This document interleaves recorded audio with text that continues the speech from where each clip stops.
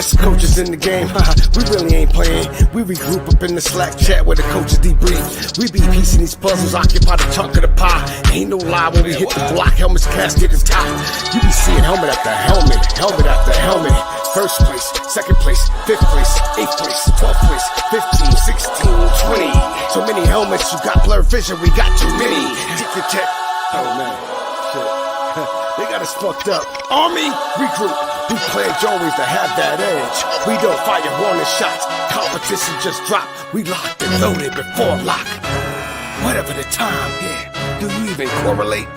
Being the best requires a willingness to outwork your competition. There's always someone smarter, faster, sharper, more naturally gifted to come around.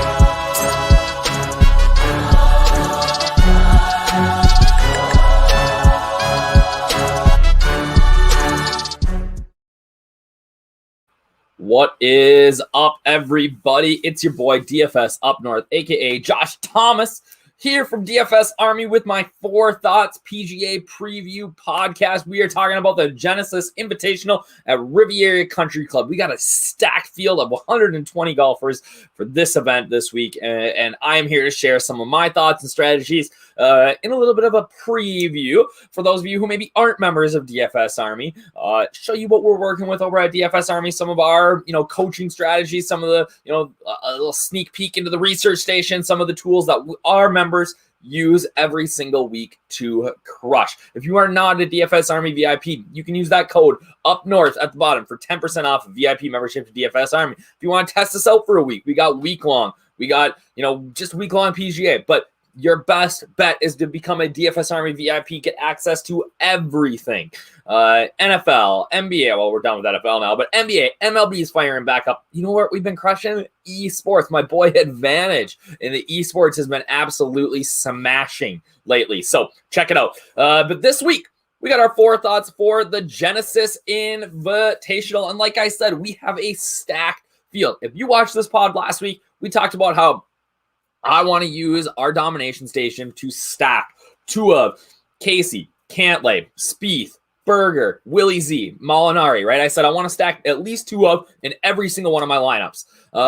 And if you watched last week's golf tournament, that was a strategy that really crushed, all right? So my Fore Thought number one this week, though, is I'm going to go the exact opposite way, all right? This is a scary, scary, scary thing. I got to take some Tums, but you can fade the top of the board here. I don't feel good about it. I don't love it. But you can absolutely, in GPP, fade the top of the board. It is scary as hell. But hear me out, all right?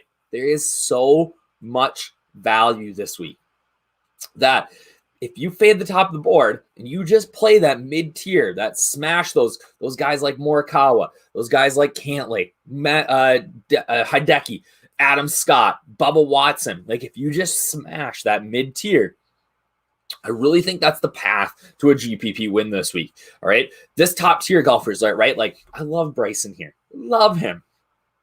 Love Ram, McIlroy, Thomas. I mean, DJ's the number one golfer in the world right now. Like, he's unstoppable. But if they don't win, they won't be anywhere near the GPP winning lineup. Any of these five guys. They have to win. So essentially what you're doing is you're just basically, by putting them in your GPP lineup, you're saying that, hey, this guy's going to win the golf tournament. I really think that's what you're doing this week. I think it's going to be very, very hard for them, unless like the middle tier is just absolutely terrible this week, which this is golf. Crazier shit has happened, right? But if that doesn't happen, I really think it's going to be hard for DJ to be in the nuts in sixth place, for JT to be in the nuts and even in fourth or fifth. McIlroy, same thing. Like, if these guys don't win, or at the very minimum top 3 or 4, it's going to be hard for them to get there. The bottom end of this, guys like Ram, Bryson, maybe a little bit easier, but I kind of like the ballsy strategy of just saying, you know what, I'm not going to play him. And here's the deal. You don't have to do that for everything, right? Like, I go by like what I'm doing in tournaments sometimes. So like maybe I run 150 lineups in the mini max, $75, where I don't play any of these guys. All right.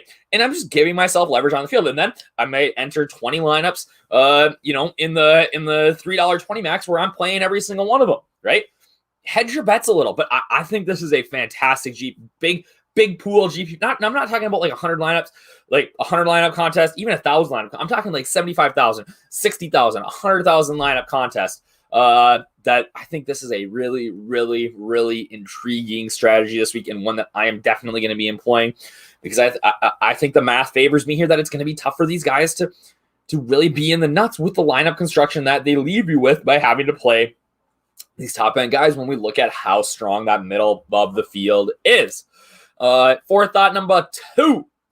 Course history is a legitimate thing here. I don't say that very often. It's something that I always look at, but I really think that of any place, course history is big time legitimate. And if we look at this middle tier, there's tons of great courses. Like outside of one dud, look at Decky, right? Look at Decky. He's got 5th, 9th, 121st, 11th, 4th, 23rd.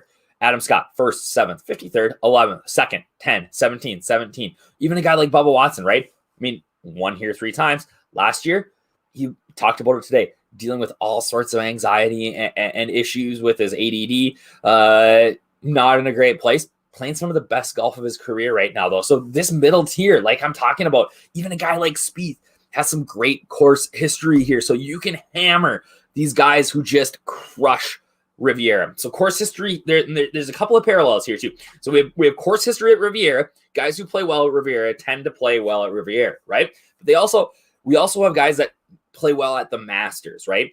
They're very, very similar courses. You got to be a little bit creative on the course. You got to be smart. The greens are similar sizes. You got to be, a really, really, really strong iron player. That second shot into the green is so big. The fairways are not super hard to hit. You're going to hit them, but you got to find the right spot on the fairways. There's some risk reward. Like I love Riv. Like Riv is one of my favorite courses on tour. So we're looking at guys who play well at the Masters or play well at Riviera. So you got a guy like maybe like a Matthew Fitzpatrick, who I really like this week. Great Masters history. First year at Riviera last year, finished like 37th. I really like him this week, right? So looking at those. And then the other thing is that guys that play well at Pebble tend to do here as well, will do well here too. So like a lot of the last few winners have been, had top 25 finishes at Pebble. Not necessarily the week before, but in their history. So we can kind of look at that as a way in here for Riviera when you are building lineups.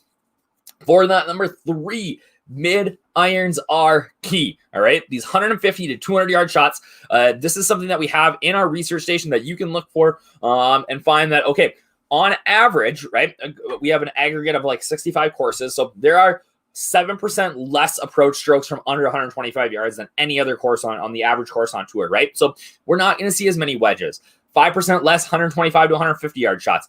But that 150 to 175, 6% more. 175 to 200, 8% more, right? So that 150 to 200 yard range is really where we're going to see guys be successful. So these guys who are strong mid-iron players are the ones that we really want to look at, all right? The other thing that we can find is guys who are good medium and long par 3 players tend to be guys who are really good mid-iron players, right? So we can see that in our RS, we can see, okay, who plays well on these long par 3s, right? We can use that, cross that over and use that as an example, all right? But yeah, mid-irons will be key. We want to have guys who can hit good mid-iron shots. This is not going to be a wedge fest, right? You're going to see a lot of 9 irons, a lot of 8 irons, a lot of pitching wedges into these holes, all right? And finally, Fore thought number 4, when in doubt, play the hot iron players. This is something that I do every single week, right? Like I am going to play guys who are striking their irons well. How do we find that? We look at the recent form on strokes gained approach. So I pull up the top 5 guys in the last 10 rounds on strokes gained approach, and it comes up with a couple of interesting names. So Matthew Neesmith, who's been really, really hot lately. Always a great iron player. We can see that, right? Last 25 is over 1 stroke, which is just insane, right? Last 50.82, actually better than DJ over his last 50 rounds. DJ, obviously, we know that he's crushing right now. But guys like Max Homa's just playing some great golf, over his baseline here, so maybe that's going to come down. And that's something that you got to look at too is, all right, guy's playing really well right now, but where's his baseline? Neesmith, his baseline's 1, like he's crushing still, but Homa, that could come back. Keegan Bradley, Very, very great, good Riviera history, great iron player. Weird, has success here. Again, we find that all the time.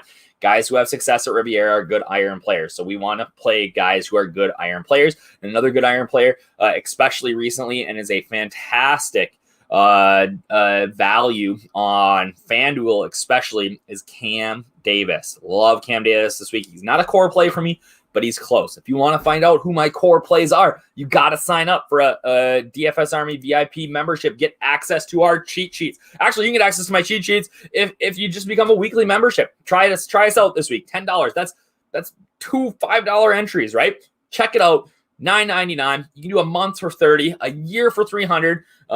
That gets you access to all of our PGA content. But like I said earlier, you need to get involved with a VIP membership. Get access to every single sport. Like I said, esports been smashing. Advantage posted a couple $1,000 wins. Tennis has been crushing. Soccer's been crushing, right? It's not just the NBA, right? You're sick and tired of dealing with late scratches in NBA. Come play some other sports. And to do that, to get access to the cheat sheets, like I don't know anything about esports. I don't know who these guys are. I read Advantage's cheat sheet. I print money, baby. That's what it's about here at DFS Army, right? Let somebody else do the research and be the expert for you.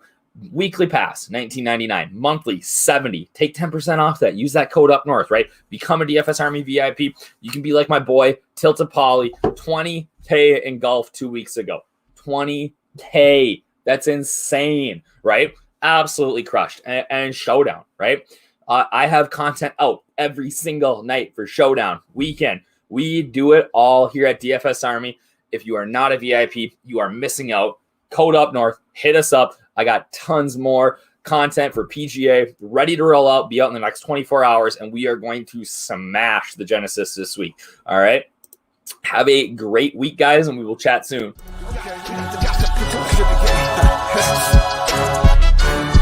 The best coaches in the game, we really ain't playing. We regroup up in the Slack chat where the coaches debrief. We be piecing these puzzles.